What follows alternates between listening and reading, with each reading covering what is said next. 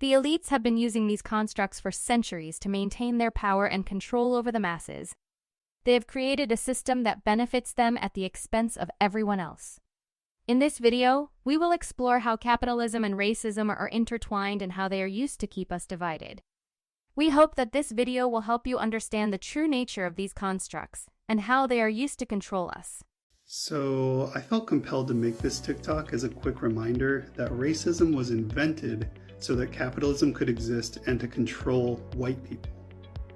It does both of those things really well, actually. Let's start with capitalism. Okay, here's a company. Here are the workers and the investors that make this company possible. Here's the profit that the company brings in and each person's contribution portion earned of that profit. Capitalism, simply put, is a government-sanctioned process for very few workers and very few investors to legally steal most of other workers' hard-earned shares of company profits. This is official, according to American law, and you can be sued if you don't perform this theft. Pause to read the judgment in the Dodge versus Ford Motor Company lawsuit. Now, you could make theft illegal so that people keep their earned shares of company profits without fear of it being stolen. That's a concept called socialism. But we're not talking about that. We're talking about this. So people that are rich enjoy capitalism, but the problem is that everyone can vote for things, and they don't want the poor to vote away their right to steal money, because obviously that would be the first thing that everyone does. So they came up with a desperate plan to literally just invent non-capital related wedge issues to divide, trick, and manipulate poor white people into voting to retain capital theft.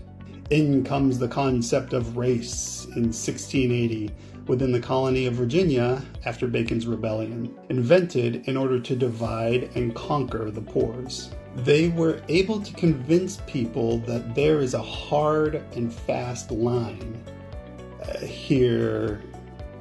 in here somewhere, and any upward mobility of poor people with melanin will harm the newly created white race of people that don't have quite as much melanin in their skin to protect them from the sun. To the American rich oligarch's surprise, this strategy worked astonishingly well, so they decided to double down on it. They began to invent many more wedge issues to further manipulate whites into as much distrust, fear, and hate of other people within their own socioeconomic status. To do this, the oligarchs began using all of the culture tools that they own to put weight on this wedge and separate people as much as humanly possible. Their four most powerful culture tools being news media, to drum up fear and author a racist, skewed view of reality, as well as a feeling of scarcity due to other poor people with melanin, and definitely not the rich. Think tanks, to hone wedge issue strategy. Christian religion, to train unquestioning trust that what rich people tell them is true without any burden of proof, and also reinforce susceptible people's in-group cognitive biases. And then police, created to betray their own working class, and guided by racism to systematically unalive or remove huge swaths of undesired people from the voting system completely. Currently, 1 million people in prison unable to vote, and 4.6 million felons unable to vote. You see, race never need be invented during feudalism because there was no voting.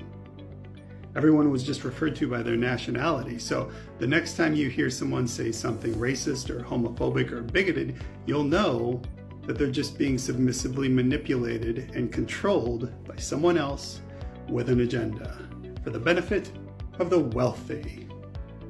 And that's too bad, because we could really use their help in bettering everyone's lives. Wow! Comment below about how you feel about this video. Please like, share, and subscribe for more content.